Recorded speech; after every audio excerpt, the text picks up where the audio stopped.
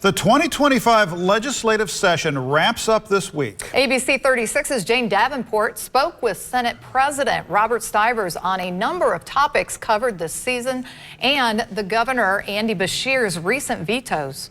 So far, Governor Andy Beshear has signed a number of bills and vetoed others. One of them being House Bill 90. The Republican-backed bill aims to clarify in which situations doctors can perform an abortion. In his veto message, Beshear says the bill would do the opposite of clarify and could potentially harm women facing a crisis during their pregnancy. But Senate President Robert Stivers says otherwise. This does give clarity, but some of our colleagues wanted to keep it as a political issue, so they were going to try to create controversy. A controversial topic in more states than just Kentucky, the dismantling of the Department of Education. Governor Beshear has spoken about his support for the department, saying getting rid of it would harm teachers and students. But Stivers says, I think what a lot of people are complaining about from the governor is, oh, wait a minute, we want the federal government to dictate the policy to the state. Well, I don't think so. I think the states.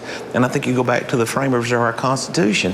That was our role. Another bill from this session, which involves both Medicaid and transgender health care services, also faced a veto from the governor. House Bill 495 would prohibit Medicaid funds from going toward hormone therapy or gender reassignment surgery. Beshear on social media platform X saying he was not going to sign a bill overturning protections on the transgender community.